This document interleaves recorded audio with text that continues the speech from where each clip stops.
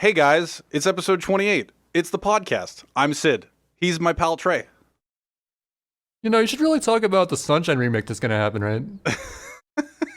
We should really talk about the Sunshine remake that's going to happen. But anyway, this is episode 28. Welcome to the show. Yep. I'm introing it this year. Yeah, finally, after a whole year. This year, I'm introing it. Next year, Trey's got it. I've done the intro every single episode so far. This is the first intro Sid's ever done. Yeah, welcome to the show. True. Welcome to the podcast. But I do think we should start off with our Sunshine remake theories, if it's even going to happen. First of all, do you think it's going to happen? Maybe. I'm a solid maybe.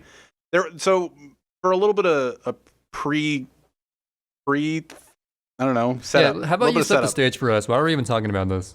Yeah, so before April Fool's, which was 25 days ago. So before April Fool's, there was like a rumor going around from some games journalists being like, hey, they're going to remake every single Mario title before Odyssey. And it's just like, And then they were focusing a lot on SM64, Galaxy, and Super Mario Sunshine. And Super Mario Sunshine, we speedrun that game, so we went, whoa. Sounds interesting. We made Mario noises. Yeah, so like while he's grabbing a ledge.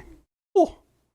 And so we've been sitting there, and I've been asked what I've thought about the remake multiple times, or the thoughts on the remake. See, I'm assuming that question comes up quite a bit because I haven't even streamed recently, Sunshine, and I still get asked that. So I can't even imagine what streamers feel. It's like once or twice a stream. It's every time I stream, there are two guarantees. I will be asked about the remake, and at some point, for some reason, I'll just like shit on Odyssey.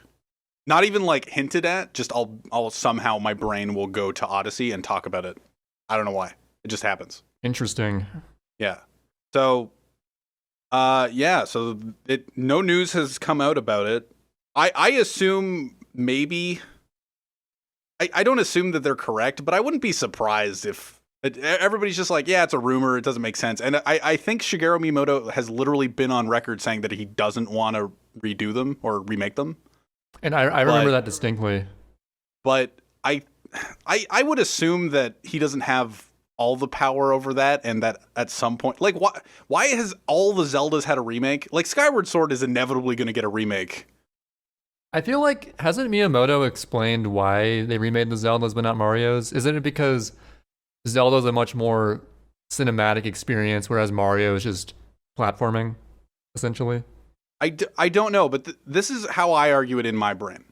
Because each Mario game that they've mentioned as like the three main pillars that are going to be remade are 64, Galaxy, and Super Mario Sunshine. They all have like their own separate things that aren't really doable on the Switch, or like that are centered around the console that they were built on. Well, I feel like any game is remakeable except for Sunshine because of the controller.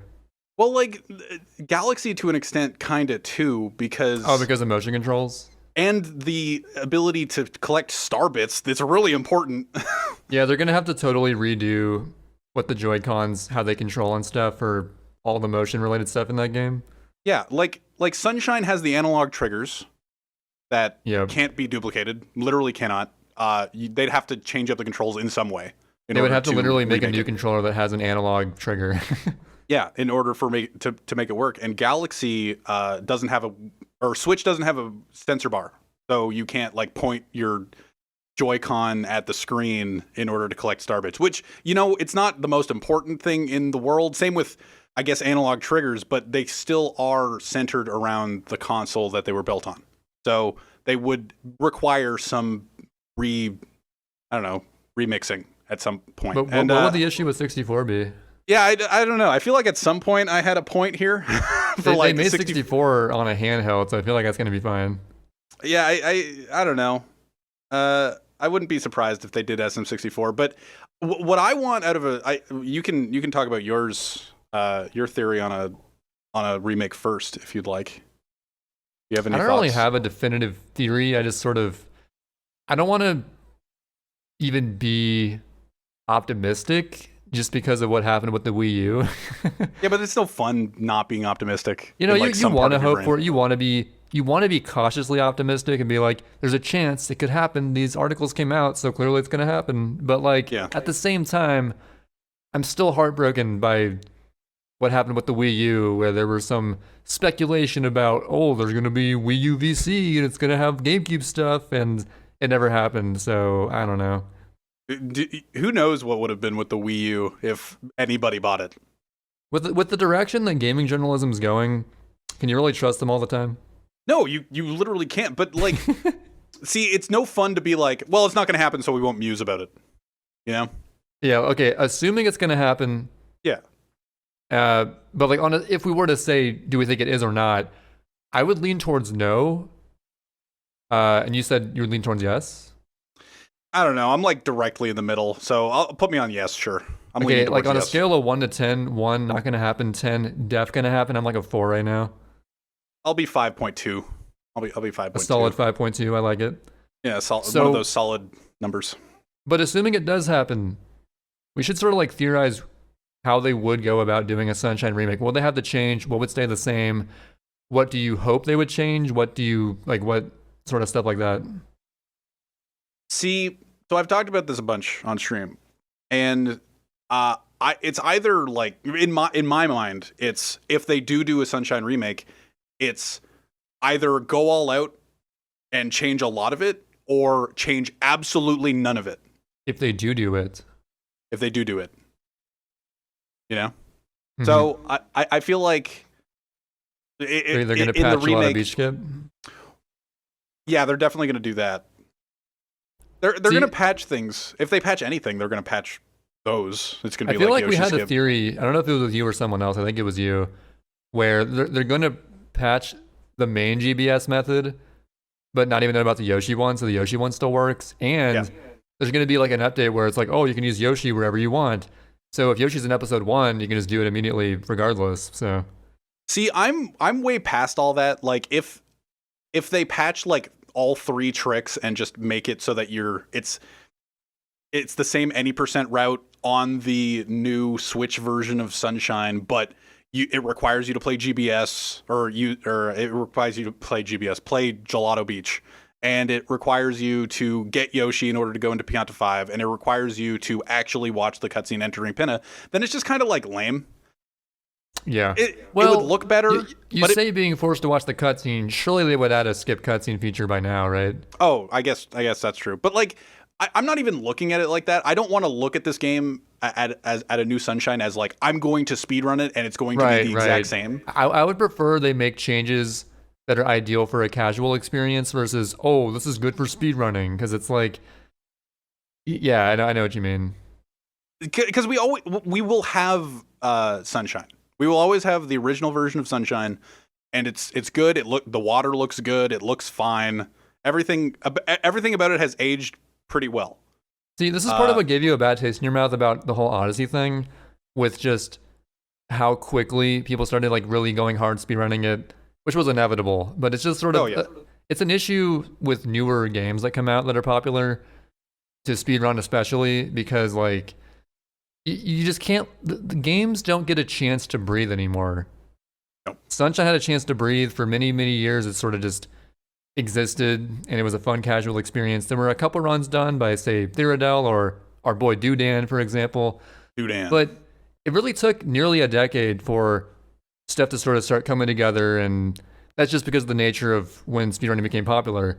But yeah, it's just kind of annoying how with new games, sure, the majority of people go into it casually and enjoy it for what it is, but it's kind of annoying when there's still like that side conglomerate of people that just, their initial objective is optimize it as soon as possible and just kill the game as soon as possible. When it's like, is that really worth doing it like that quickly to just sort of, just to have world record fame immediately and then lose it immediately, you know? It's just kind of dumb. Yeah, it's like the guy that got Odyssey right away. The Odyssey record right away. The thing that I have an issue with right away is that, like, when they immediately go into it, it doesn't feel like there's a community coming out of, like, coming out naturally, like you say. Yeah. Where it's just, it doesn't feel like there's maybe it does feel like there's an Odyssey community nowadays, but like when LM3 was getting run and everybody was jumping into it, it didn't feel there was an LM community. It was just like a bunch of people from different communities jumping into this game. And or like Odyssey right away, it was just like the Sunshine people played it and the 64 people played it and whatever played it. And for the first few months, it was just kind of like this big glob of a bunch of communities playing it and not really its own community. Now it's kind of turned into its own community now because of whatever reason. But I feel like the best natural progression of a community building around a game of a recent game is like Celeste. Because true. I feel like Celeste, maybe there were a bunch of people at the start. I don't know very much about the release of Celeste. I don't think a lot of people jumped into it. I was hoping you knew more about it. I assume when it first came out, it wasn't that popular to run because it just came out and it was an indie game. Well, people like the 2D people when it was coming out, everybody was just like, "Oh, this is 2D Mario, but like an indie game, so it's gonna be sick or something." I don't know, but there were people that jumped into it right away, I assume. But it's really formed into something that's pretty cool. Yeah, and it's like sort its of own community. It felt more natural than say Odyssey, where people were just sort of like forcing it. It felt very forced, like you said before. Yeah. And I feel like with the Sunshine remake, the reason we want to talk more about the changes that'll make it better for a casual experience is when you go into a brand new game just only thinking about like, oh, what can be good for speedrunning? You're just sort of missing the whole picture, and I don't know, it's not, doesn't feel authentic. I feel like every game should be, if you're turning on a game and being like, I'm going to beat this as fast as possible, that's not the way to do it. Well, like, unless of course you're doing like a blind race of it as the whole intention. Well, that's not a game that that's just released though. Right. Yeah. Like a blind race of say Dora the Explorer, Journey to the Purple Planet. Yeah. That's been out for years, so it's like, sure, why not? Yeah. Like you're not going to sit down and be like, there's no other reason for you to sit down and play Dora the Explorer, Journey to the Purple Planet. The only reason is a blind race with 3 buddies and you're drunk. Whereas you actually you'd want to like enjoy a new Sunshine remake just casually on a first playthrough. Oh, I would love. See, that can swing right into what I want. I would prefer the remake because I know they're going to screw up the controls. Oh yeah, the controls. Future Mario games are never going to match what OG Sunshine had. There's just no way. Super Mario Sunshine controls very, very specifically, and if you're good at the controls, they're very good. But if they're not with a GameCube controller, it's not even that it's like, oh, GameCube controller much better than everything else. Analog triggers actually make that game workable in a lot of ways. So you have to have analog triggers, which for those who don't know, the reason that is because there's several levels of sprayage for flood. There's like sprayage. you know how analog works. It's not just a digital input where it's on or off. There's several in between levels which affect the water pressure coming out of flood. Yeah, it's like when Flood says during his tutorial that all of us skip nowadays. If you press the R all the way down, I will stop and shoot. But everything before that, you can run around and spray. Flood words it so badly though. It's like you can stop and shoot. I feel like so many players didn't realize the analog thing for a while just because of how you worded it. Yeah. But yeah, if you just do an analog input, and a way they could make it work with a non-GameCube controller, because there are 2 sets of triggers on each side of a Switch controller, you could have, say, one trigger be analog and both triggers be digital, or just one's one, one's the other. What's funny is that but the GameCube controller also lends it to, if you hold R really, really, really lightly, the spray is very, very weak. Yeah, exactly. So even if they had that, you would still only have 2 levels of things, whereas GameCube has essentially hundreds of levels in between. Yeah. Which may not sound like a big deal, but it's a pretty, like, inherent part of the game, how flood controls. So it gets very important later on. Yeah. When you play the game a lot, it does get really important. And like, I'm sure casually it wouldn't really matter, but it would definitely change things up for like experienced players. So assuming that they're going to change it because there's no way they can remake a game for the Switch, release it and be like, it's only for GameCube controllers. Yeah. There's no way they can do that. In a perfect world, they would do that and also make more of them, but we know it's not going to happen.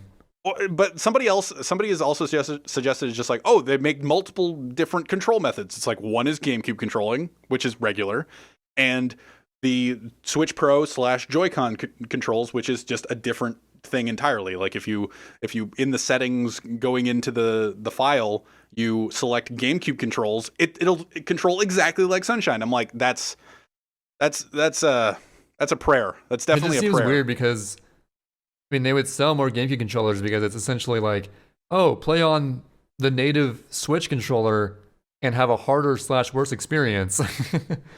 Would it necessarily be harder or worse? Who knows? I don't know. Maybe they make it better, but this is all theory.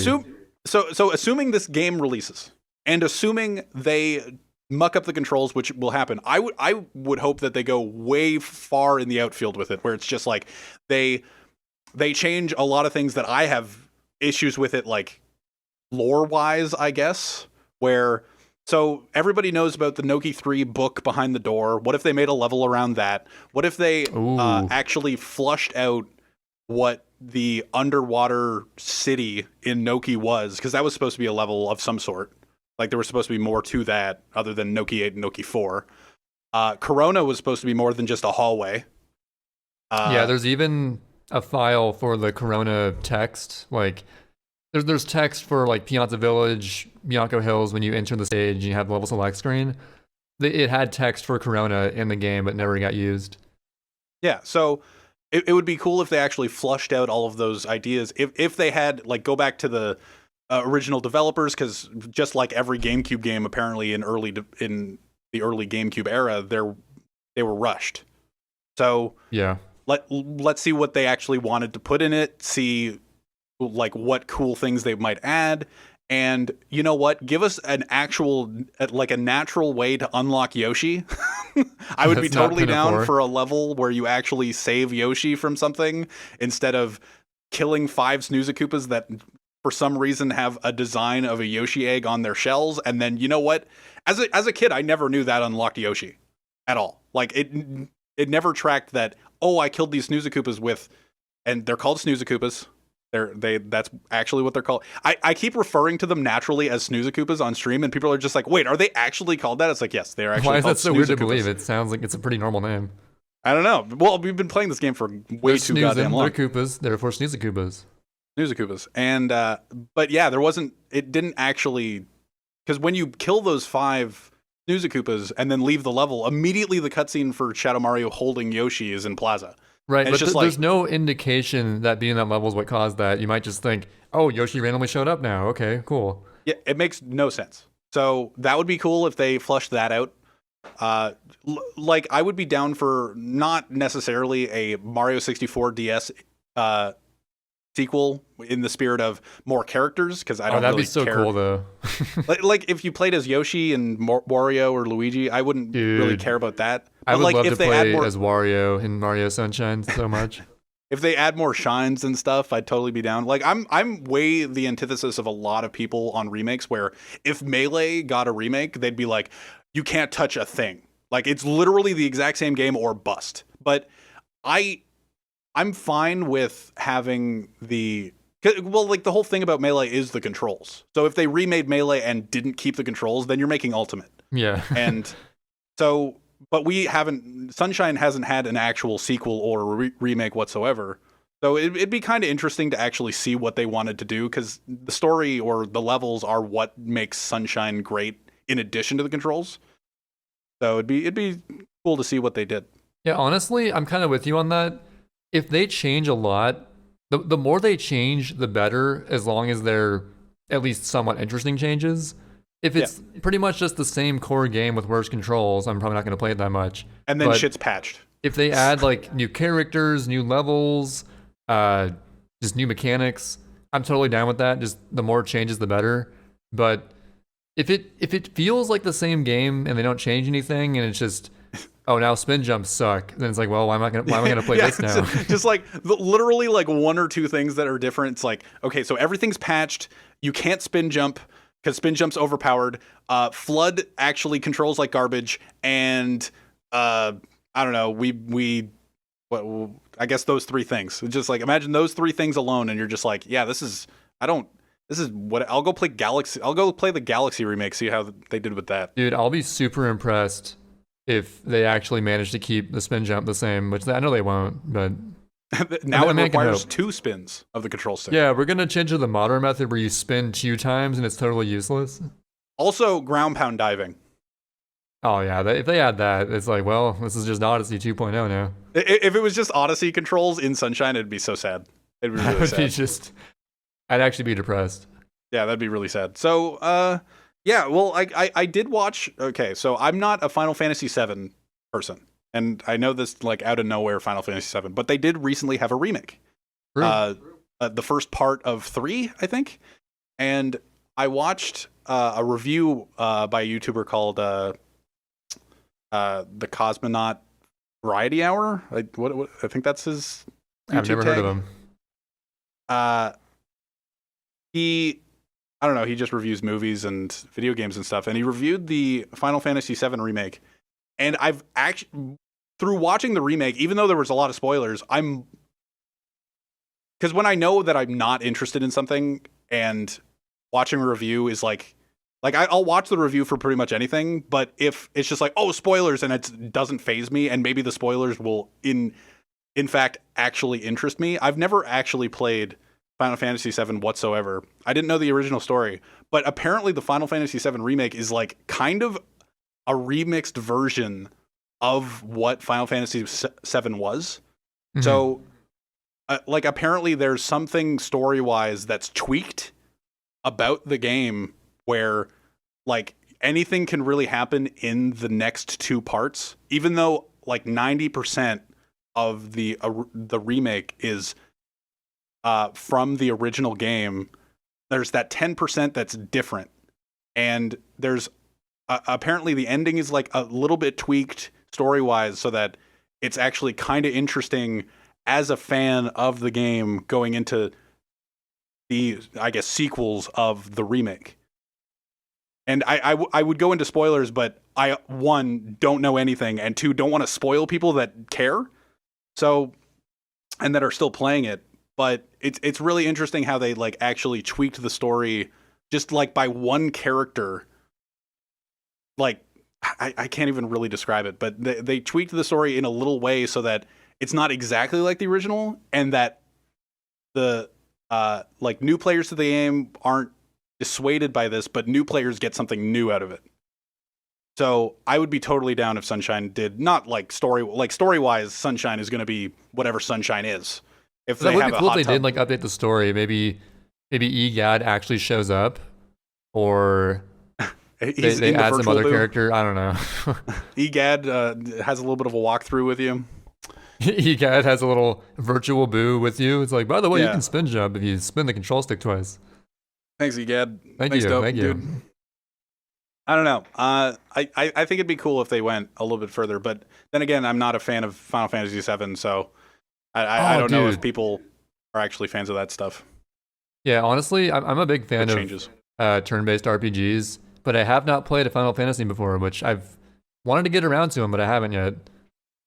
From this guy, if anybody's looking at Final Fantasy VII, apparently it's really good. Like the music's really good, and it looks amazing. It looks amazing, but like the one thing, and it's everything that I have an issue with open world games, where it's just like there's a bunch of fluff. There's just like these missions that don't matter, that are just there for no reason. Here's your Goron Spice mission. There's a bunch of Goron Spice, yeah. Yeah. So there are those missions that happen in the game, but the main story is quite interesting. Even if you've played Final Fantasy VII before, there's actually something new for you.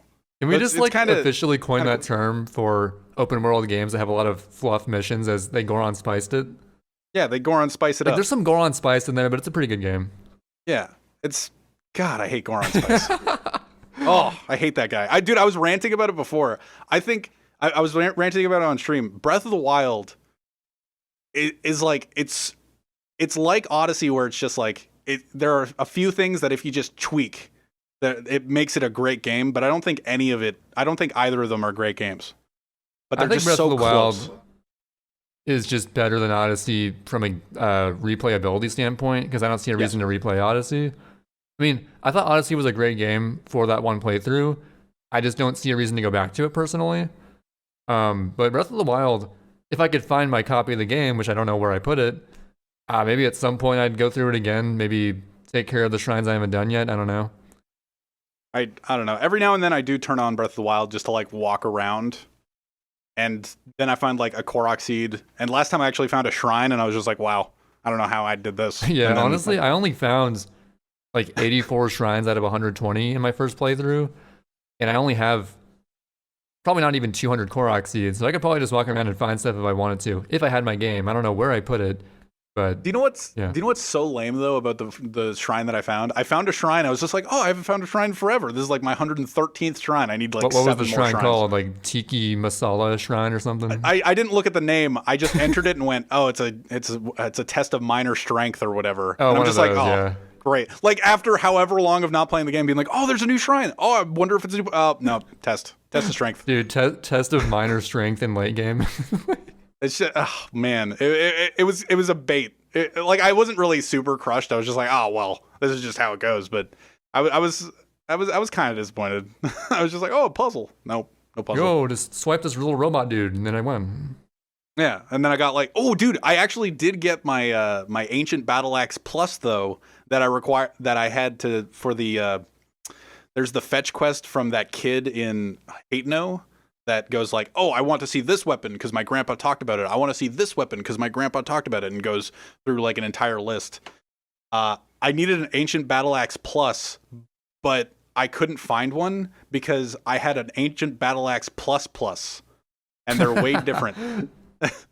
So I'm just standing there. I'm standing there in front of this kid, and he's just like, can I get an Ancient Battle Axe Plus? And I look at my inventory. I'm like, I'm pretty sure I have one. It's just like Ancient Battle Axe Plus. And I'm Oh, just that's like, too good, Sid. Sorry. ugh.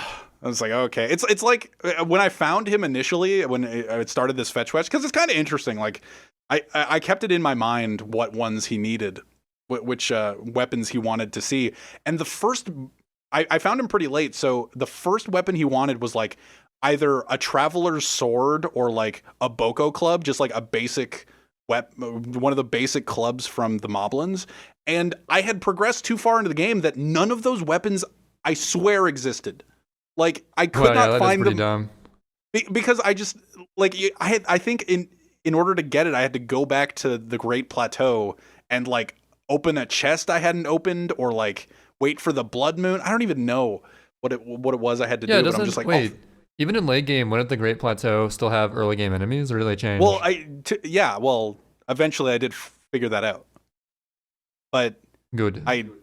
But it was just like I was so confused for a bit. I'm like, oh wait, Great Plateau maybe? After like maybe a few days of having that mission, I was just like, oh okay, good. And then I started the whole thing, and then I got to another weapon that stumped me because it wasn't on Great Plateau, but it was also just like a little bit more. A little bit more primitive compared to the weapons that all the Moblins had now, and it's just like, oh, so annoying. But eventually, I got the Ancient Battle Axe Plus, and I completed that mission. What did the kid say when you gave him the plus? It's like, that's not what I'm looking for. No, he doesn't trigger. He's just, you talk to him, and he's just like, oh, I want to see the Ancient Battle Axe Plus. See ya. And then you talk to him again. It's just like, you still don't have it. Bye. It's just like nothing. What the fuck? Come on. So I'm just like standing there with an Ancient Battle Axe Plus in my back pocket, being like, looking like a fool with your Ancient Battle Axe Plus. Too many pluses. Dang. What a lame-o. I'm too good for my own good. But I have been poking at it. I do think, I don't know if I talked about this on the podcast. You're going to have to tell me if I've talked about this on the podcast, and I'll stop. Okay. But this week I was ranting about how Odyssey would do really well with multiple collectibles.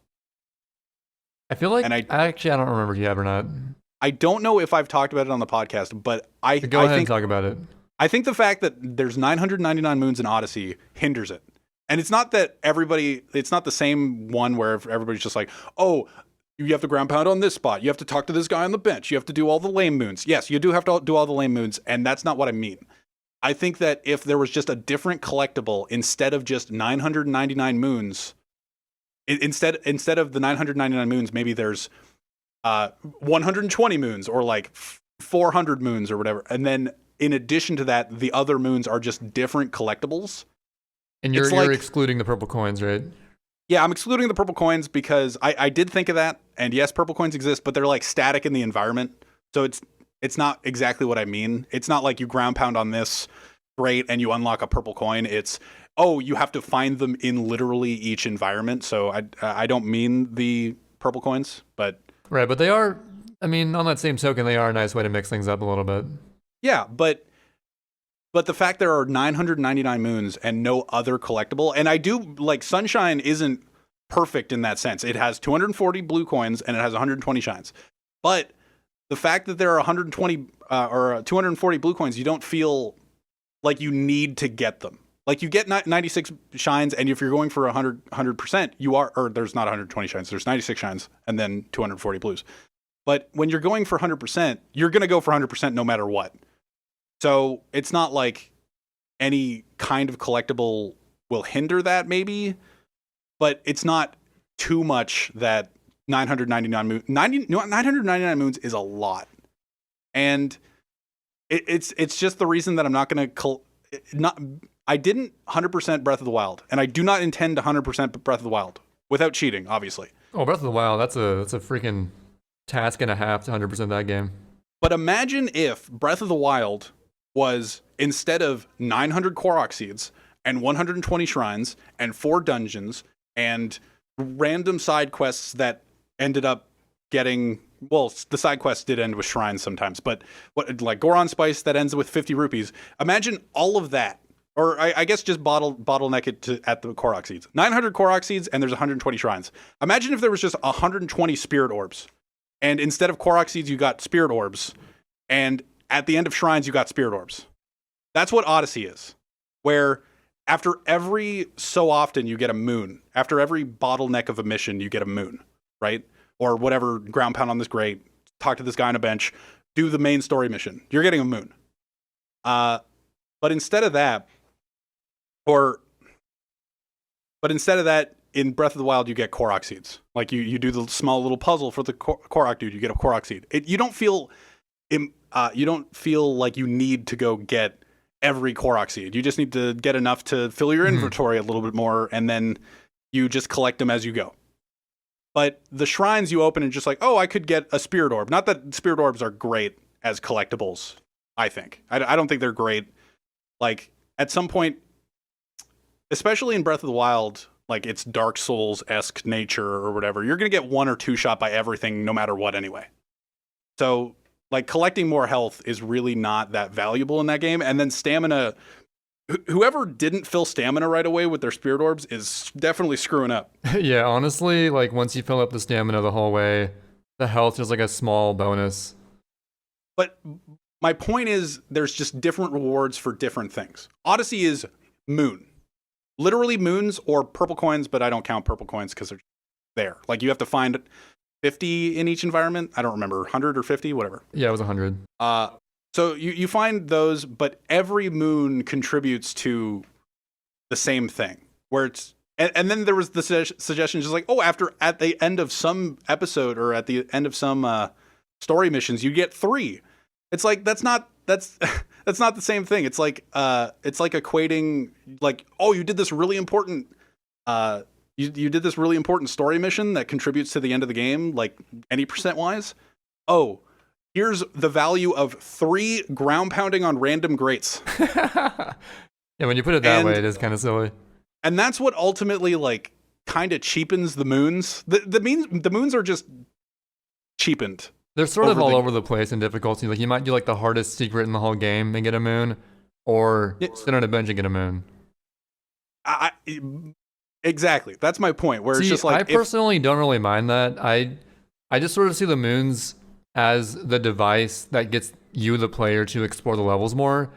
And to be fair, like, they are a really good incentive to just really explore each level and search for moons wherever you can, at least until you unlock that toad that tells you where they are. Which saved my life, by the way. That would have taken forever without that guy. But I don't know. I never really minded as much the lack of variety of collectibles in Mario. But I see where you're coming from, just given just the sheer amount that there are. It feels like, oh, well, there's Moon 627, whereas they don't feel as special. On that same token, though, like you said, if you're 100%ing it, you're going to get everything anyways. So maybe it's not like super crucial to have the variety of collectibles for 100%ing something. But for just doing like a casual playthrough, maybe it gets kind of samey. I don't know. I just think that it would have done better with more collectibles. Like somebody brought up blue coins. It's just like, well, blue coins are just 1/10 of a shine. It's just like, yeah, but you don't. If you're doing 100%, you might cheat to get the blue coins or whatever. What's your opinion on Galaxy games having star bits? I don't know. What do you mean? Because I mean that's sort of like a fun little thing you can collect. It gives you incentive to explore and find star bits without just giving out free stars for going somewhere, you know? I guess. I don't know. Starbits contribute to your wallet of starbits that can contribute to like feeding the random stars that pop up kind of a thing. I kind of actually do like the, as much as you can call it, the economy aspect of Galaxy. Because coins never really feel like that in other Mario games. You just sort of get a few in a level, maybe get enough to get a 1-up, and then you get 100 one time to get a shine or a star. But in Galaxy, you actually feel like you're collecting money to work towards other stuff in the game, which I kind of like, to be honest, thinking about it. Yeah, it's a great way to do it. I thought that I actually did a little bit of a playthrough of Galaxy today. I started it this morning and I played for 3 hours and I only got 19 stars. It's an extremely slow start. It's a very slow progression in that game. You don't get stars very quickly. It's definitely a slow burn, and I'm realizing more and more how like sure, everybody looks at Galaxy as a kiddie game. It's definitely a kiddie game. Going back to it after 13 years after it's been released, and I played it when I was 15 originally. So I don't know. It's very kiddie. What were we saying? I thought there was a wallet to the coins as well. So like when I started playing it, I was collecting the coins as well and the star bits. And then when you get to the end of the level, I didn't realize until like the 4th level, I was just like, oh, it's just a score. Like coins are literally score. Wait, have you played Galaxy 2? Yes. I feel like I haven't played Galaxy 2, but I feel like the coins actually were kind of like that in that game. Apparently not, according to my chat. Okay. So I don't know where I got that from, but starbits are stored. I could have sworn there were like more coins per level in Galaxy 2 for some reason. I don't know, but I don't know. That's kind of my idea of Odyssey there, where it could have been. I don't know. The fact that it's just like the same collectible every time kind of sucks. And Breath of the Wild definitely does it better. But then during the conversation on stream, we brought up Majora's Mask and how well Majora's Mask does rewarding the player. Where here's this page of masks that won't necessarily, like, you don't need to collect any of these, but you can, like, it's an actual reward. It's my complaint about Breath of the Wild where, like, I think Breath of the Wild does it better than Odyssey, but I don't think it does it as well as Majora's Mask, where Odyssey has moons everywhere. Breath of the Wild has different collectibles everywhere, but not necessarily that valuable. Like spirit orbs contribute to stamina and health, and sure, like stamina is useful, but it's not. It doesn't feel like a reward. It feels like a mechanic. I don't even know. It just doesn't feel like that rewarding. Just like, oh, you got a heart container. Sure, whatever. I guess I'm not that rewarded by that in Breath of the Wild. And inventory management stuff. Sure. You get all that for Breath of the Wild. But in Majora's Mask, there's all these added mechanics with this page of masks that you do basically all voluntarily, except for the specific the specific race masks with Deku and Goron and Zora.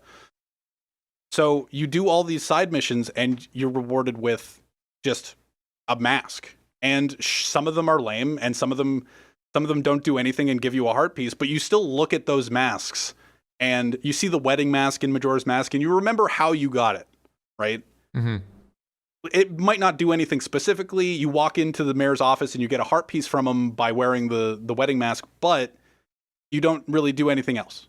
That's okay. it. I think I know what you're getting at right now. So like in Majora's Mask, all the masks feel, whether they're good or not, whether they're like helpful or they just kind of sit there, you look at that page and they actually feel like there's something of value. Yeah. and you know where each one came from. Whereas Or Odyssey, every yeah. moon you get can be, maybe some of them came from a main story mission, and maybe some of them came from ground pounding a random thing. Yeah, it's exactly They just sort of like all that. like homogenized together. Where it's just like even if some of them are a reward, like the stone mask that makes you invisible to everybody, the bunny hood that makes you run slightly faster, even though the bunny hood is just like literally bunny ears that flop in the air as you run and make you run slightly faster, not even as fast as a Goron, the Goron lets you move, but it makes you run slightly faster. It's still like everybody's most memorable hat or mask or whatever. Everybody's just like, I loved the bunny hood as a kid. Or even as an adult, you get the bunny hood and you're just like, sick. I'm going to put these bunny ears on and run slightly faster. Like, that's dope. But when my example that I brought up was the Breath of the Wild one, where there's a mission in Breath of the Wild and it's kind of a spoiler. Not really. It's like it's specific side mission, whatever. My most memorable part of Breath of the Wild was there's the man that lives in Kakariko Village who has his two daughters, the one daughter that is posing as the mother and like cooking food and learning how to make recipes and stuff, and the other daughter who's being like a kid, and their mother who's dead. And you learn more about them as the game progresses, and you talk to them and you talk to Impa and stuff. And you learn that this man used to be part of the Yiga clan, which was the antithesis to the Sheikahs and the evil clan of the game. And you run into their followers throughout Hyrule Field, whatever. And he used to be one of them. And then he turned his life around. He had his wife, he had his kids, and went, I'm not going to be part of this anymore.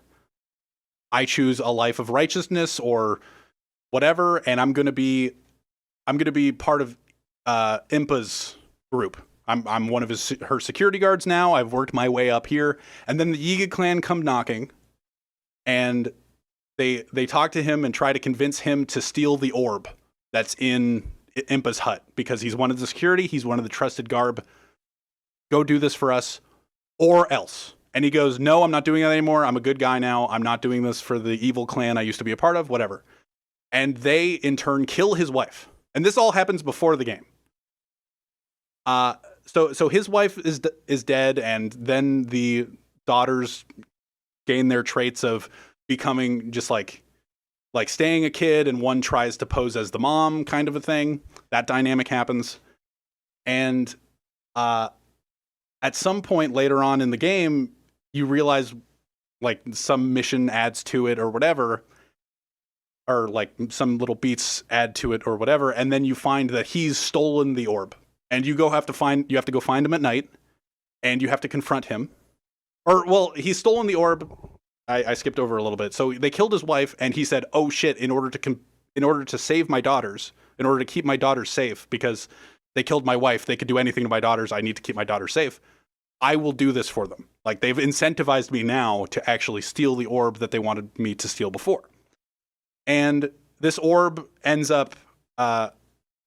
It's just one of those, the guardian orbs or whatever, and he brings it up the hill, and you go to the top of the hill past the Great Fairy Fountain. I still don't know how any of the settlers of Kakariko Village have not realized there's a Great Fairy Fountain right there at the top of the hill of Kakariko Village. I do not understand that. Everybody's just like, what are you talking about? It's literally on the top of the hill. It's right there. But anyway, you go right past the Great Fairy Fountain, and you go a little bit more of a distance up the hill. And he's there, and he's handing over the orb to a Yiga clan guy, and you intervene and kill the Yiga clan guy. And he goes, "Oh, thanks, yada yada. I'll do right now. You've saved my life. I'll do right by my daughters. I'll do right by me, and I'll live a righteous life," or whatever. And then you're rewarded with the orb, and the orb is one of those orbs that opens a shrine. So you just go and put this orb in the shrine spot, and you open a shrine and you get a spirit orb. And it's just like in Majora's Mask, if you got a reward of the wedding mask or a bunny hood or what, like something identifiable, you would remember that mission. Item. Yeah, you'd look at that item and be like, oh, that's the story with the guy and his wife that died, but then his two daughters, and then he had to do all that. Like, all that story beat would come back in looking at that one item. But when you look at a spirit orb, you're just like, I probably fought one of those tests of major strength or some bullshit. Like you just like I think that Breath of the Wild does it better, but they don't do it as good as Majora's Mask. Because every time you look at one of those items, you're just like, oh yeah, I did that. Like even the fierce, and there's an end incentive. Like there's all the masks, and then you get the fierce deity mask at the end of it, where you've done everything, you've saved everybody, you've filled up the bomber's notebook, and then you traded them all in on the moon, and you got the fierce deity's mask, and that's the end result. Like sure, each one had their own little memory for you, like involved in all of it, like the Keaton mask and like everything in between, where it's like wedding, Keaton, whatever. I can't remember all of their names. Like I think of the dancing guy. I can't remember the name of him, but I remember his mask that makes you dance. What the fuck's the point of that? I remember the dance, yeah. But that's how it goes. And then there's an end result. Like I won't look at a spirit orb and be like, oh, it's the guy. Remember that guy from Kakariko that had all that lore tied to him? That's not there. You just look at a spirit orb and be like, I have 173 of these or 110 of these. All right. I guess I gotta get 10 more. Like a moon, you don't look at a moon and be like, oh, that was the triple moon that I got from feeding the bird meat. Like, okay. That's one of the exciting ones too. It's like, okay, I beat the dragon, I got a moon. I guess this is the first time I've ever thought about the sentimental value of items in video games. I don't know, I was thinking about it this week. Because like that's interesting. So it's like, so in Mario Odyssey, would it be better if, for example, if you beat a main story mission, they like give you a postcard of something? It's like, oh yeah, that represents that. Here you go. I don't know. You defeated the giant weird chicken that throws up on you. Here's a postcard of a weird shit. I don't know how to fix it. But I know that's interesting. Like I never thought of it that way, and I feel like that definitely applies more to a more story-driven game like Zelda. I don't see why it matters as much in Mario, but I guess it sort of is a good parallel there. Literally, my stream was talking about how good Majora's Mask was. Like, and I barely played Majora's Mask. I think I've told the story where I played it as a kid. I can't even get past the Georg. Georg. I couldn't get past. How do you pronounce Georg? I don't know. I say Georg.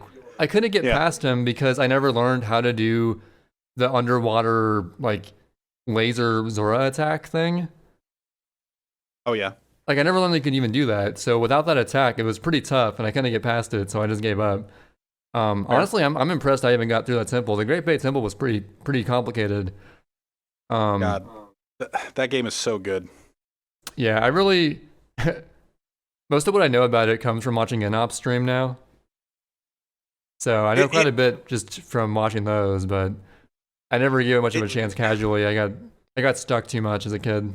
Majora's Mask is probably one of the games that was popular or is popular, whatever phrasing you want, to speedrun, is popular to speedrun, but hasn't been like tarnished in nostalgia, because I don't watch, who does 100%, I guess Maj and Phil does, and I don't really watch Maj and Phil all that much, but there's Full Grown Gaming as well. But I guess the point is I don't watch very much 100%, and 100% is where all the meat is. Like, sure, you watch a few tricks here and there of in Majora's Mask to do it any percent, but 100% is just where all of it is. Like, where all of the nostalgia or the stories or everything that happens in Majora's Mask. Majora's Mask is a great game. See, what's funny is that I don't even, like, it's either that or Ocarina of Time, which are the best Zeldas for me. So even though I'm talking so highly about Majora's Mask, which it's probably my favorite, but Ocarina of Time's up there too. It's still a tie between Ocarina of Time and Wind Waker for me. Yeah. Fair. But I don't know, they each have their positives and negatives that sort of weigh them out. It's and back to the collectible thing. That's why I'm so mad at Goron Spice. Where it all comes back to Goron Spice. It all fucking comes back to Goron Spice, where you talk to this guy in a stable and he goes, "Can you give me Goron Spice?" And you're just like, "Oh, okay." And then there's just like, "Mission unlocked. Get this guy a bottle of Goron Spice." And then you give him a bottle of Goron Spice and you get 50 rupees. I totally understand the people that are mad at like doing external missions for literally no value. Just like additional missions that give you absolutely nothing in return. That's what Majora's Mask did so well. But are those little random side quests that give you 50 rupees, are those considered part of 100%ing of the game? Probably. Doing all the side quests? Why wouldn't they? Dude, there were so many of those. I just couldn't be arsed to do them all. Like I can see the value in it, but yeah, like it's you the said, fluff. It's the Goron Spice fluff. It's the Goron Spice fluff of open world games. You want to avoid that. But like I can't exaggerate enough how well Majora's Mask. Like even if you don't like Majora's Mask, that's fine. Like there's not enough dungeons or whatever. I totally understand the argument that I don't know how this turned into Majora's Mask is a great game, but because of why they did collectibles so well. Yeah, well, no, I know how it happened. I mean, I know how. I just don't know how. Yeah, I just don't know how. But like people complain about the dungeons, and I totally understand that. Like the time limit dungeons, I get it. But the real reason to play that game is the secondary missions, like the extra stuff, the Bomber's Notebook, like every external lore point in that game, like all the story in addition. Great. Even though I didn't give Majora's Mask much of a chance because I was a shit kid who sucked at video games too much to enjoy it that much, I can definitely appreciate now just how different Majora's Mask feels from Ocarina of Time, despite using like pretty much the same assets and character models. You would think it would feel like the same game and the same style of game, but they feel totally different, like from a gameplay standpoint. Well, the thing is that Ocarina of Time doesn't really. Just think of it like this: Ocarina of Time is main story, like main story. Zelda's involved. Yeah. Here's how many temples are there? There's in Ocarina of Time. So there's the 8? 3 first ones, then there's the 6 actual like medallion ones. Yeah. And do you count like the ice cavern as one? I guess, and the bottom of the well. Okay, so with ice cavern and bottom of the well, that's 11 temples, and then Ganon's tower and the light temple, or the temple of time rather, and the temple of time. Well, so that's 11 plus Ganon, so that's 12. So it's a main story, and there's some external stuff. There's like the claim check mission, and I don't know what else. There's the getting the cow in the house. Like there isn't a lot in addition to the main story, but the main story is great. Like the main story is incredible. Yeah. The Majora's Mask is here's this main story that's pretty good. Like it's a pretty good main story that you can just breathe. There's 4 temples, and then the moon. The main story in Majora's Mask is essentially just save the 4 giants, then you can save the moon from destroying the earth.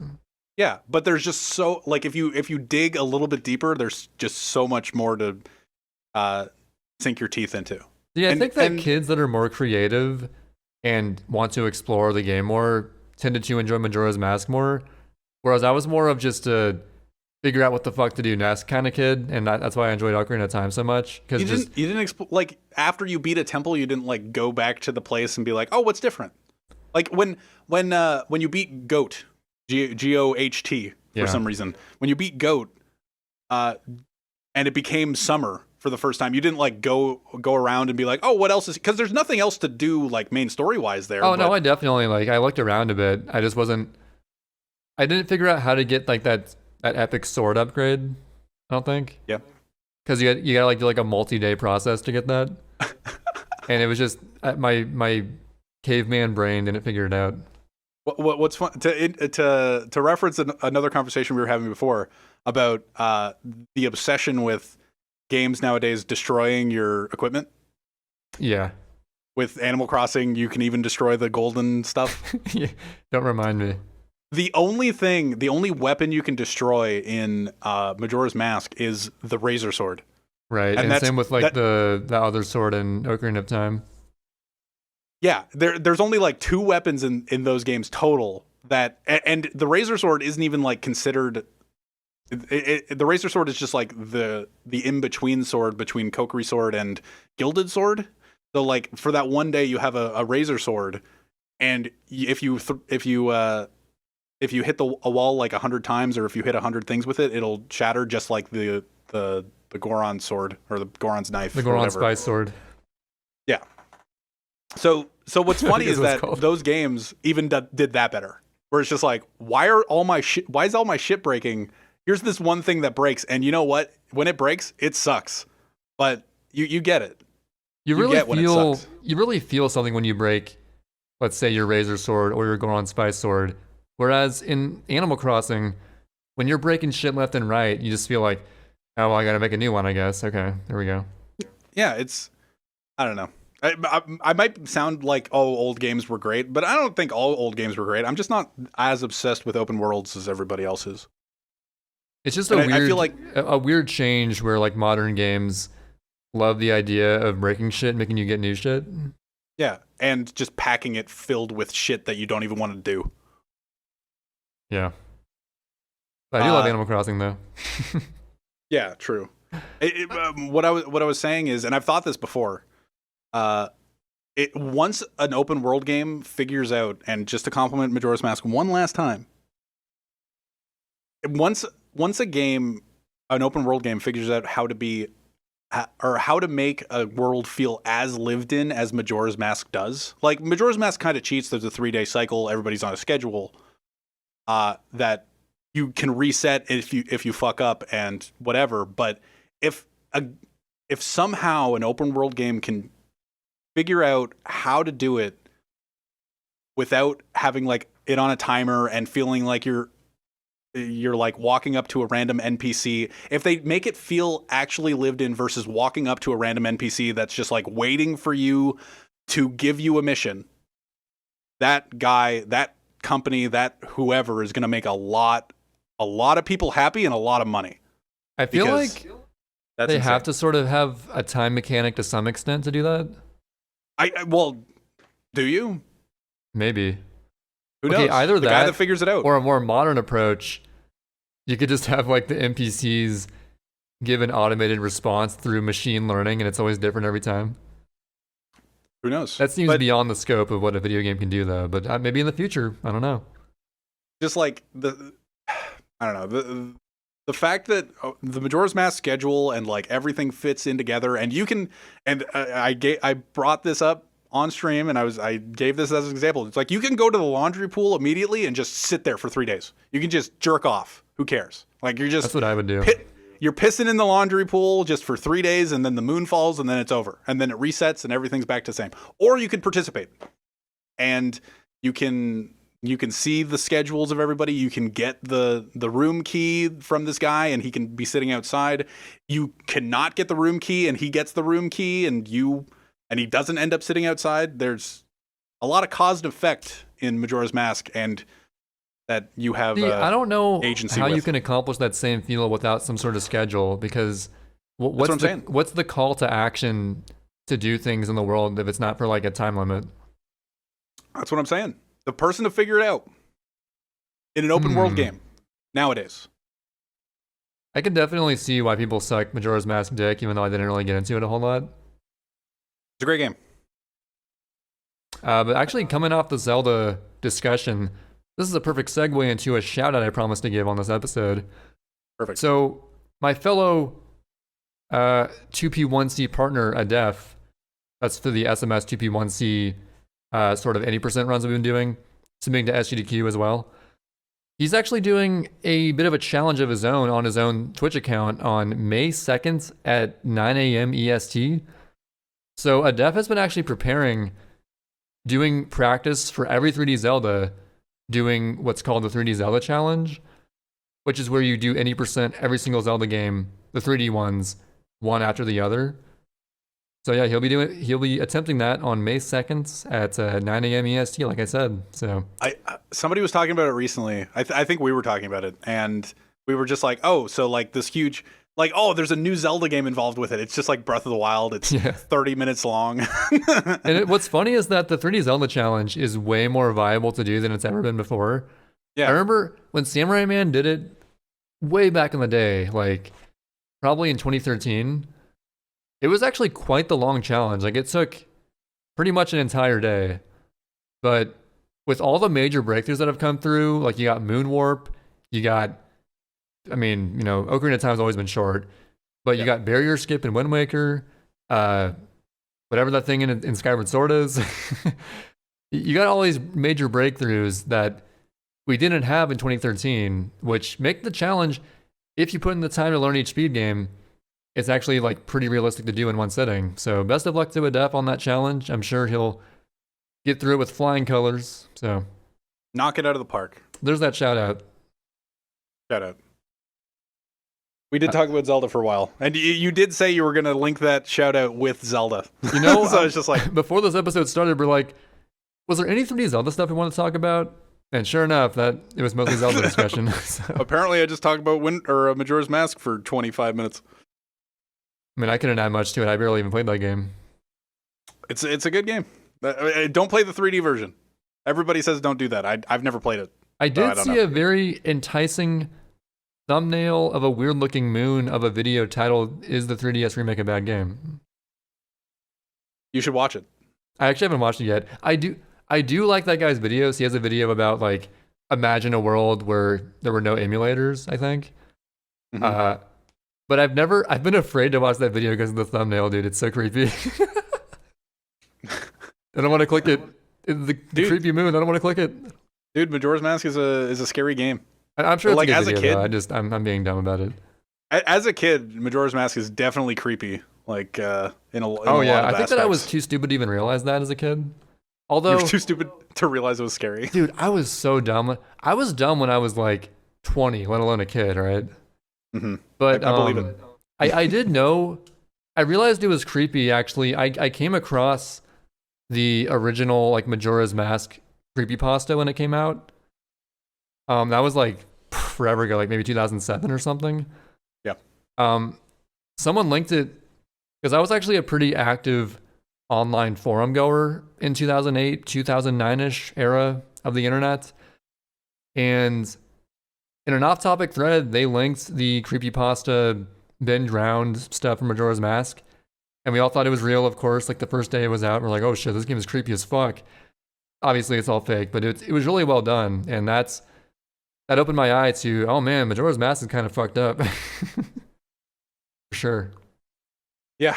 Well, I only discovered the creepypasta in like 2011. Like when I started listening to a lot of podcasts, one of the gaming podcasts at some point went through like Easter egg creepypasta kind of things in video games.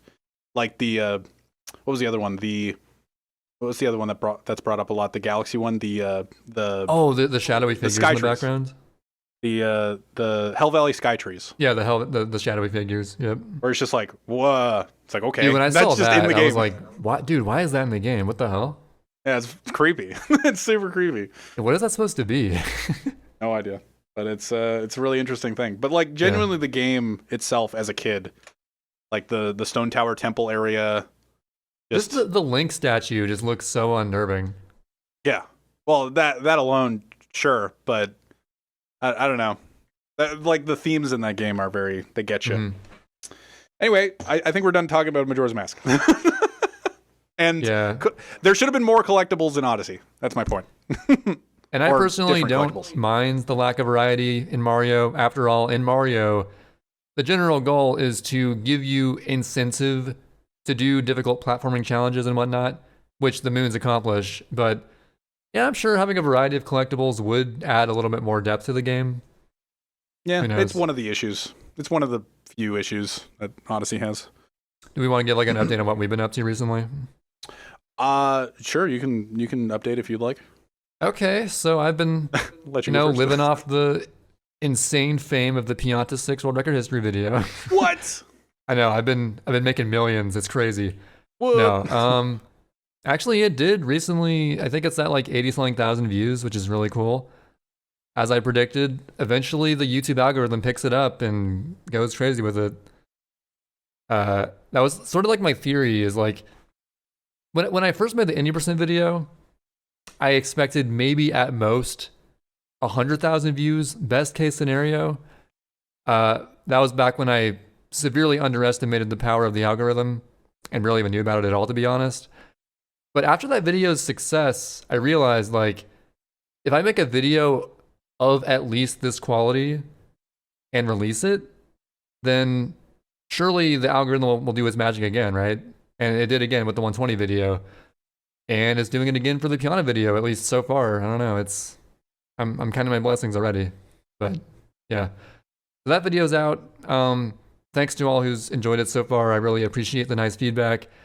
But as far as what I'm doing aside from that, living off the millions of dollars I made, being a millionaire changes, a man said. It does. I assume. No, but I've been doing more casual gaming leading up to when I finally decide what I want to do as far as streaming. Because I've kind of determined I'm not a big fan of streaming casual stuff. Personally, it's not really my forte. I prefer to stream when it's showing off my prowess in a certain game or doing speedruns of any sort, to be honest. I feel like, for my interjection there, casually streaming is fine, but you have to have casually or played it in the past. Right. I cannot do blind playthroughs casually. That's just not my style. What's hilarious is that, like, so I did a little bit of Galaxy today. People were there were a few people in the chat trying to backseat long jumping. where they were just like, yeah, you can hold Z, and I'm just like, yeah, I know how to long jump in this game. They brought back that long jump though. But I've played Galaxy through like probably 2 or 3 times in my day, so I'm fine. Like Dark Souls, I was trying to walk through. Like people were coming in chat being like, are you okay with backseating? I'm like, yeah, I played this game before. Like if there are things for me to learn in the game, if you played through a game already and you're streaming it and somebody's just like, oh, here's a little thing that you might have missed, it's just like, oh, yeah, that's cool. That's cool. That's why I kind of enjoyed my Three Houses Maddening playthrough on stream, because that's kind of what was happening. I had a couple of viewers giving me some little tips that definitely helped me get through a little more painlessly, so I appreciate that. Yeah, But yeah, I've been playing through a new Fire Emblem. So ever since I played Three Houses, I became quite the fanatic for the FE series. I started off with Path of Radiance on the GameCube, which was pretty damn fun. It wasn't too challenging, but it was a fun game regardless. Definitely a good introduction to what a more standard Fire Emblem should feel like. And then I played The Blazing Blade on the Game Boy Advance, which is Fire Emblem 7. Pretty solid game. Got surprisingly difficult in late game, but I eventually got through it. With only minimal save state usage. I'll admit I used some save states, sue me. But I wasn't going to have to redo an hour. Like, there were some missions in late game that were so long, like, if I would have failed an hour and had to redo it, I'd be like, fuck this, dude. Yeah. But yeah, I played through that. That was a solid experience. But now I'm playing through the Wii one, which is actually the direct sequel to Path of Radiance, called Radiant Dawn. And oh man, this game, compared to the previous ones I've played, it's fucking hard, dude. Like, and it could be my approach to the game. It's weird. So I'm playing on normal mode, and I can already say it is more difficult than hard mode was in Path of Radiance, for sure. Which is actually like low-key kind of genius, because the people who play that game, they're sort of assuming you already played Path of Radiance. So in a way, it's sort of like continuing on the difficulty. It's like early game Radiant Dawn. The difficulty is exactly like late game Path of Radiance. So it's like it's kind of genius in that way. But on that same token, it's like, man, like, and I could make the levels a little easier for myself, because they give you like these really overpowered units. But the idea of Fire Emblem is like, at the beginning of each game, you get a handful of like sort of meh units you want to level up, as well as a couple of like super powerful dudes that will just one-shot everything, but also get less experience. So you want to get as much shit killed with the lesser stuff to like really meet their full potential in a way. Okay. And the way I play, I try to like do that as much as possible. But like, I'm not sure how hard late game's gonna get. I'm not sure if I'll like regret like blasting through stuff with the powerful units early on and neglecting experience. So it's interesting. I'm just trying to like get a feel for it. And all I'm gonna say is like even just like chapter 3, like chapter motherfucking 3, we're talking super early game. I had to redo that chapter probably 6 or 7 times, no joke. Whereas like my entire Path of Radiance playthrough, there was maybe 1 or 2 missions I had to do like a redo on, but the whole game as a whole wasn't really too hard at all, even on hard mode. But man, I can tell I'm in for quite the treat with Radiant Dawn. It's proven to be quite difficult. I don't even want to imagine hard mode. Oh my god, that'd be insane. Whew. But yeah, that's the casual gaming I've been doing. I am sort of like planning on returning to a game I picked up for speedrunning many years ago. We're talking about this. Oh, we have talked about this? No, I'm just you mentioned it in DMs, and I was gonna mention it as like just like, oh, you mentioned to me earlier, blah blah blah, but I was just like, I don't know if we're talking about this. Oh yeah, we could. I mean, it's like a brief little thing, I guess. I've been thinking about Tricky, SSX Tricky, the game that I sort of brand my channel after to some extent. Like I have Luther in my profile picture, a character from that game. I picked up Tricky in 2014. Every now and then I'll come back to it, do some race ILs. It has like a weird sort of fluctuating community. Like one day it'll be super active, the next day it'll be like dead for a year. It's super strange. But the thing is, I'm not really sure how much race ILs I want to do if I return to it. I kind of want to give something a serious shot.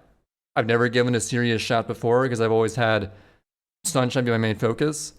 But it's a mode that requires much more attention to detail and a lot more practice to really excel at. And it's show-off mode, which is sort of the high scoring variance of the game. You just try to go for the highest score possible. Many years ago in like 2015, I actually managed to get I passed the 3 million barrier in Garibaldi, the first track in the game, which is, decent for just giving it a few days of attempts. But I want to like seriously flesh out and improve my scores in every track and really like learn the technical strats. It's just that it requires so much precision and so much practice. I'm going to have to do like a lot of emulator practice going over individual snowflake multiplier grab setups and like really optimize my route in each level. But I don't know. I've been thinking about it, and the reason I'm pretty confident I might get into this is when I've had ideas recently of like, maybe I'll pick up that game again. Maybe I'll try this game out. Like a day later, I'll be like, actually, nah, that's too much work. I don't really want to do it. But with Tricky, for the past week, I've thought about it and like been still seriously considering it after a week of thinking about it, which gives me hope that I actually might follow through with this. So we'll see. Is there much flexibility with the strats or whatever, do you think? I think there's a lot of untapped potential. So like with Garibaldi specifically, I think the route's pretty much set in stone. You could maybe like add a couple things if you really know where to look. But with some other tracks, I'm pretty sure there is potential for like really varying your route and like figuring out which snowflakes you want to grab. For those who don't know, how show off works is you're just doing as much tricks as you can in the time limit beating the track still. But to incentivize doing certain jumps or like certain areas of the track, there's snowflake multipliers of like 2, 3, and 5 times. And picking those up during a trick multiplies the score for that trick by that much. So like getting as many 5 times multipliers as possible is huge for maximizing your score potential.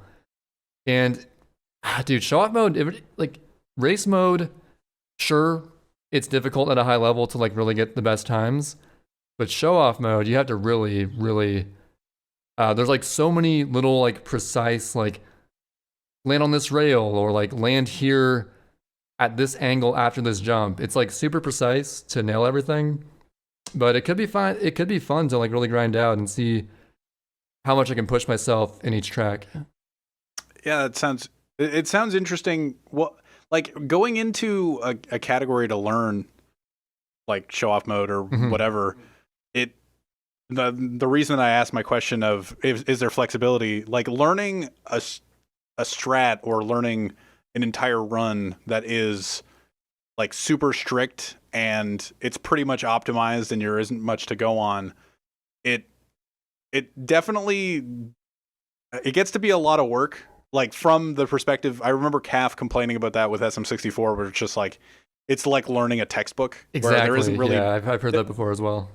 There isn't much leniency in the route or at all. There isn't very many options. It's just like do this. This is the fastest thing possible. Sure, there's slower versions and stuff or like variations of strats, but there aren't anything. Like this is the optimized version. This is what you're leading up to. Like you're trying to learn the most optimized version of each. So it sounds like there's some flexibility there, so that might be fun. Yeah, I feel like there's definitely going to be a lot of areas where I'm just like, okay, this one trick they do here is way too hard. I'm going to swap it out with doing this instead. And there's sort of just like flexibility exactly with figuring out like which jumps you want to do, where you want to do them, which strats you want to use. Because ultimately, it's not about time, it's just about getting the highest score possible. I mean, there is a time limit to limit how much you can do in the track, but it's pretty lenient and allows you to do quite a bit of like exploration with your strats and stuff. Yep. So I think that it could be fun to just like sort of stream that after I finish my Radiant Dawn playthrough, which I don't know how long that game is, but I'm assuming I got to like what's considered part 2 today after like a 10 chapter part 1. So we'll see how that goes. I feel like late game's going to be even harder and kick my ass even harder. But we'll see if I can get through it. And then I will maybe start streaming some show-off tricky attempts. Og. But in the meantime, I actually starting yesterday, I popped up the old Dolphin emulator, went to Garibaldi. Nice. Started messing around with some new show-off strats that like the TAS does and stuff I've never done before. And it's going to take a lot of practice, but I feel like if I'm committed and I'm really motivated, I could get a pretty good score. I think my first goal is going to be breaking 3.5 million in Garibaldi. Definitely doable. There's a lot of room for error in that. So I feel like I can definitely do that. Cool. Sounds good. That's what I've been up to. How about you? I have been playing a lot of SMS. So I was back to I don't know, the stocks. The stocks exist. Yeah, we can rant about this some other day. Yeah, I'm not going to get super into it. I'm just going into like why I'm motivated to play Sunshine as of late. Yeah. Nobody really bought my stock, so it's more of like try to incentivize people to buy it next month with the imaginary money. If you've been listening to the podcast, you know generally what stocks are. You get $1,000 of fake money, blah blah blah. But yeah, so nobody really bought mine. I think 5 people did. I'm surprised there wasn't more. You've actually been playing recently.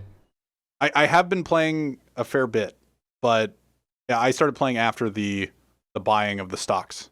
So because nobody thought I was going to play. Like who thought I was? I told people actively that I wasn't, and then I'm just really? Oh, okay. Well, I'm playing. Well, I think at the time of buying the stocks, you were playing a lot of ILs, so you can maybe get like a small idea. Maybe you'd play. Yeah, maybe. But I like Calf asked me. I remember Calfalon.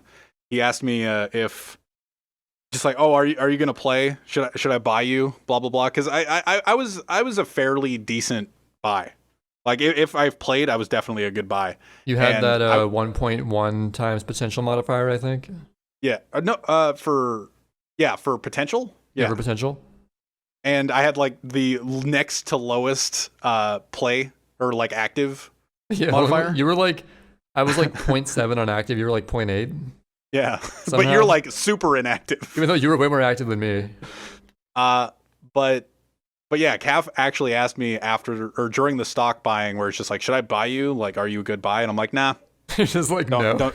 Don't do it. See, you did like a reverse bait, whereas Calf baited the buying of him, and now he's just playing Valorant every day. Yeah. You did the exact opposite.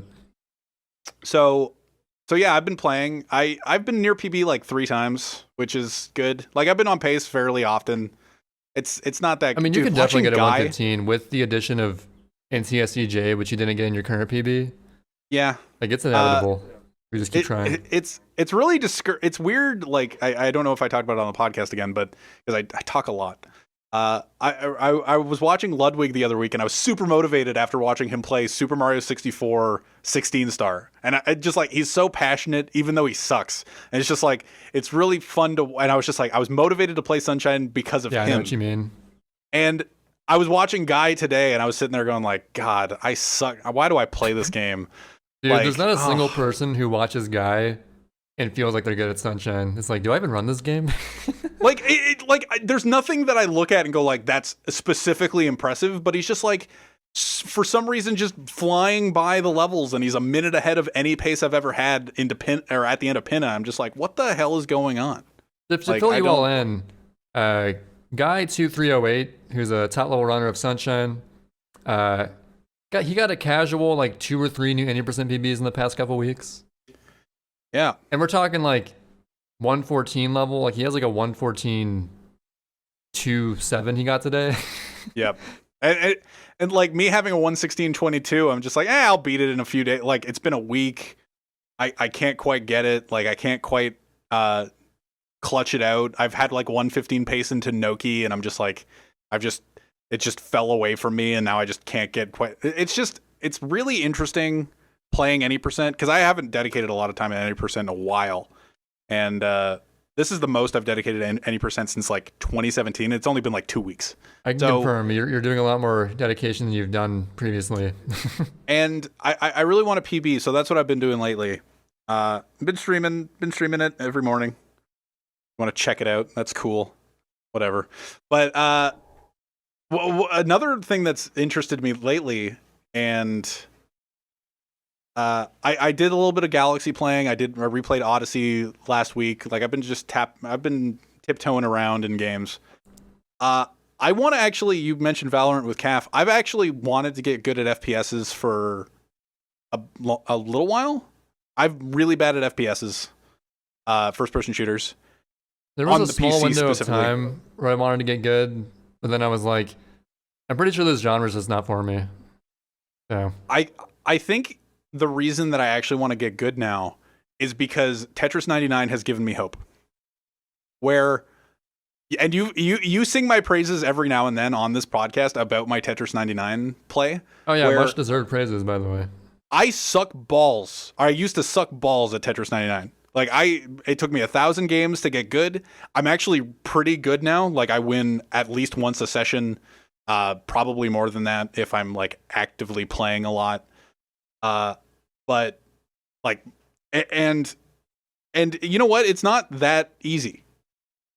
And the fact that I've dedicated so much time to Tetris 99 specifically, it's given me hope to actually be able to get good at other games. So like maybe Sunshine, sure, like I could try to translate it to Sunshine, but you know what? I'd rather translate it to Valorant and try. If I dedicated as much time and like those 1,000 losses in Tetris 99 that I had, instead translate that to 99 losses in Valorant, and then just like try to grind and get good, I could maybe do it. And it's given me a little bit of hope. But the question is, do you care enough to get good at it? See, it's not even that. I don't think it's a question of if I care enough to get good. It's if I can skirt the idea of like disappointing my team, getting flamed, like going through the trials and tribulations of online gaming. Would I be able to do that? There are external ways. The main thing you want to like practice for getting better at first-person shooters is your aim, of course. Yeah. And there are those like single-player like aim hero to work on that. Yeah, but I don't want to do that.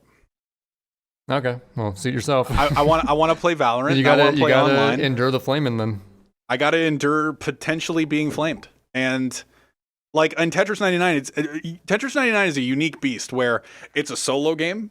You're up against 98 players. It's a battle royale, but it's not loot everywhere and then interact with somebody and die and then reset. It's you're just playing Tetris. Like, you're learning how to play. You're getting garbage. You have to deal with it. You blocked yourself out. You got to deal with it. You replay. You like, especially first week at Tetris 99, it's re-queue, and you can do like that. But like, if I could translate that to another game and have that much dedication, maybe I could potentially get good. And that's where I'm at now. And sure, you could be like, oh, do it with Sunshine, get a 114. I don't know, man. Like, that's so hard. So you have to care enough, like I was saying. Like, you can say, sure. I don't know. I feel like in Tetris, I wasn't set in my ways. In SMS, I feel like I'm set in my ways. Where, like, sure, I could. I thought about it before actually recording this podcast. I was sitting there being like, oh, I could like go through somebody with 114's PB and dedicate like a week and a half, 2 weeks to actually improving the strats. I've played this game for 6 years. I could probably pick it up pretty quick in comparison to people that haven't, obviously. Right. And like, I could do that. And you know what? I might, but I don't know. There's just a lot of games that I would like to get good at. And that's my update, really. Like, I'd like to get good at games. And I'm replaying Galaxy for, I don't know why. I really don't know why. But you're just so bored. The reason I'm replaying Galaxy is because I listened to a little bit of like its soundtrack, and I was like, oh my God, I want to replay Galaxy now. And then I started replaying Galaxy, and it still feels like what you imagine Galaxy to feel like. But going in to my Galaxy playthrough this morning, I was prefacing it with, like, I think it's better than Odyssey. I would be more really? You do? This is what I was prefacing it with. Okay. I like, having not played Galaxy in however long, I think it's better than Odyssey, and I would be more excited getting a Galaxy 3 versus an Odyssey 2. See, I wouldn't go that far. I definitely prefer Odyssey to Galaxy. After playing the first 3 hours, 19 stars of Galaxy 1, I don't know. I don't know which I would prefer now. Oh, you mean like before you even played the game, you thought Galaxy was better than Odyssey? This morning. Once you played 3 hours, you aren't sure anymore. I was not sure. Okay, that's fair. Like, you remember, oh, the soundtrack, there's more to a game than just the soundtrack, okay. Like, going in, I was just like, oh yeah, I remember the level design being good, the controls being like kind of funky, but whatever. And Odyssey's Odyssey, and I replayed Odyssey recently, and I'm just like, yeah, okay, Odyssey's Odyssey, but Galaxy's like good, but classic. Like, Galaxy's bad. Galaxy's bad for a speedrun, but like good for a casual playthrough. I don't know anymore. I don't know. I don't thinking about it, I see what you mean, but man, Galaxy's soundtrack is so good. It's so good. we mentioned this last episode, but like, everything on the Wii went so ham on the soundtrack. It's really good. Like, you had like Wii, like the Wii shop thing, like you said. Yeah, literally the shop. And like if you count the inferior Twilight Princess version, Twilight Princess, versus the GameCube one. But yeah, it's crazy. It's insane. Like, to think. Like, imagine the Switch eShop, right? Imagine if that had a song that people literally just listen to nowadays. Like, imagine that. Imagine if the literal Switch shop, that doesn't exist. Like, the Switch shop, I don't even know if it has a song, let alone a memorable one. I'm pretty sure there's no song, no. Yeah, so you just look at the games, there's no music.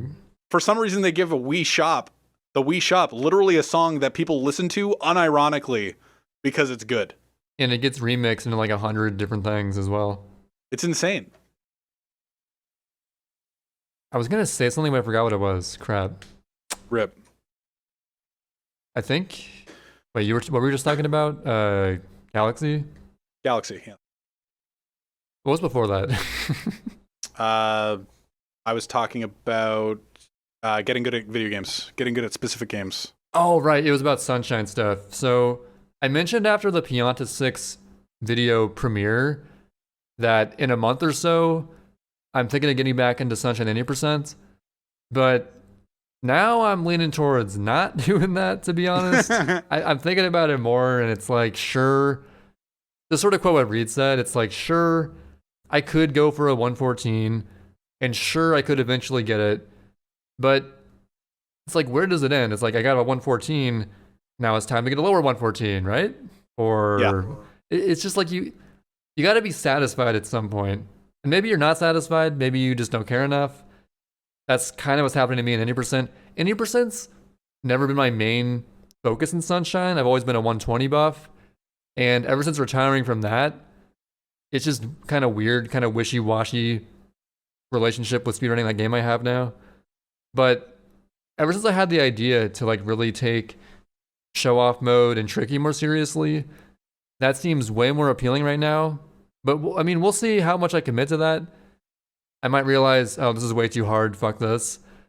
But it could turn out to be a beautiful thing, and I think that streaming that experience could lead to some really chill, really fun streams to watch. So I'm definitely leaning towards the return to the Tricky grind. Also, that reminds me. So, funnily enough, I've always mentioned how I'm really unsure what the SSX community is up to right now, or what it even consists of. But I checked the overall SSX Discord, which has like a group for every game, and the On Tour group, which On Tour is like one of the black sheeps of that series. So like the black sheep of a relatively not so much played these days series actually had activity in that group today when I checked, which is like, holy crap. And the latest message they posted in the On Tour group, believe it or not, it referenced a Google spreadsheet that I created over 5 years ago. Because remember, back in the day, I was considering running SSX On Tour Any Percent, like the full whatever, getting to rank 1 in the campaign mode in that game. I do remember. I made this big ass like detailed spreadsheet outlining every single shred. The way the game works is there's like several, like I think like over 100 shreds you can do, as well as like several race and show off events that are like separate. And I did a full 100% playthrough of the game for like a third time because I love that game so much in 2014. And I documented the amount of points you get for each level and like rated it against like how long each level takes, and like made like this whole subjective list. It was like just a super detailed spreadsheet of like everything I needed to like run the game myself. Never got around to it, but or I attempted it once, didn't finish it because it took so long and haven't looked back. But it was crazy to see like someone referenced that exact same spreadsheet in that group just today, which I made like in 2014. Isn't that nuts? Destiny. And it's kind of funny because like another person in that group actually who I know, his name is Jolpoo. Shout out to Jolpoo, sorry. He actually, I asked him like, is that spreadsheet still like pretty accurate? He's like, nah. Like, there's like quite a bit like not so accurate on it. But either way, still kind of cool that I made that. And I guess it just happened to line up with they were like planning on doing this On Tour race tomorrow. So it was kind of like a coincidence, but still it was a pleasant surprise to see activity there. And also Kellicat, who listens to this podcast sometimes, shouts to him. He's one of like the top 2 players of Tricky. And I'm sure he could definitely give me some advice with learning show-off stuff. If you're listening this late into this random episode, what's up? He could be a future guest at some point if he wants to come on as well. I could definitely make for an interesting episode where we talk about Tricky stuff and Sid talks about 1080 Avalanche or whatever he plays. I don't know. Dude, 1080 snowboarding. I've played a little bit of 1080 Avalanche. 1080 snowboarding is a classic. Do not disrespect. It's not as good as SSX, but I can see where you're coming from. Whatever you say, buddy. Anyway, I'm just excited to get back into Tricky. For the longest time, I thought that community was just totally gone. But no, they're still using the same Google spreadsheet. There's not many times coming in, but they are, they trickle in every now and then. And they tricky in? They trickle into the spreadsheet, you could say. Yeah. Thank you for that pun. You're welcome. But yeah, I don't know if I'll do race ILs again. I definitely could. Race ILs in that game are much more simple to learn and straightforward than show off. Show off is just like a totally different beast. It requires so much like crazy attention to detail with planning your whole route for which snowflake multipliers you're gonna get, and like landing each trick, knowing which tricks to use on which jump. There's so much to it. But I feel like if I really give it an honest effort for the first time in my whole Tricky career, I could get some pretty dope scores. So I'm going to try to get some high scores, see what I can accomplish, and see how that goes. Sounds sick. Hopefully it'll be sick. I don't no guarantees. It might be a total failure, but we'll see. I'm going to interject with my one point that I had from like 6 minutes ago. I don't remember what we were talking about, but Okay, I remember this point stuck in my brain, and you know what? I'm going to say it anyway. And it's not even really a point. It's just kind of a non sequitur that makes no sense. You find motivation for speedrunning in random places. It's true. I don't know what that was going to be in reference to. You then talked about on tour, but I'm going to say it anyway. It was probably something I mentioned about knowing that I didn't want to play Sunshine versus Tricky. Something. And also respect for Reed's tweet. I respect the pseudo. It's not even retirement. It's just kind of like he doesn't want to play Sunshine, and I respect it. Like I'm always in that mode. Dude, yeah, I'm always in the mode. Dude, both of us are in that constant mode of like, yeah, I could come back and get like some viewers in my chat, have a good time, stream at some attempts. I could get a PB, most likely won't. But ever since, like, I don't know, like when I first returned to any percent in I think like roughly a year ago when Autosplitter came out, it was sort of like a novelty thing, and I was like just doing some runs to try Autosplitter. But after doing those runs, I was like, okay, actually I'm kind of enjoying this for some reason, so maybe I'll do some more attempts. Same. And that's what led to ultimately getting my 115.19. But ever since that PB, playing Sunshine just always felt kind of forced to me. And I was playing more so to prove myself versus actually enjoying it, which is like, if you're just like playing to like prove yourself, for someone like me who's played the game for like 6 years, like that doesn't seem like the healthiest thing to do. I don't know. Yeah, it's it was like me saying in guys chat today, where it's just like literally Dan's Gaming, the emote on Twitch, just like reacting, be like, oh, faster strats, ew. Just like, where it's just like, sure, as a person that's played 6 years, when I played originally, if I looked at those strats, it's like, oh, sick, I'm going to learn those. But like 6 years later, I look at those and I'm just like, yeah, I don't know. It seems like a lot of work. To learn. I don't know. Yeah. I'll leave it to the new guys.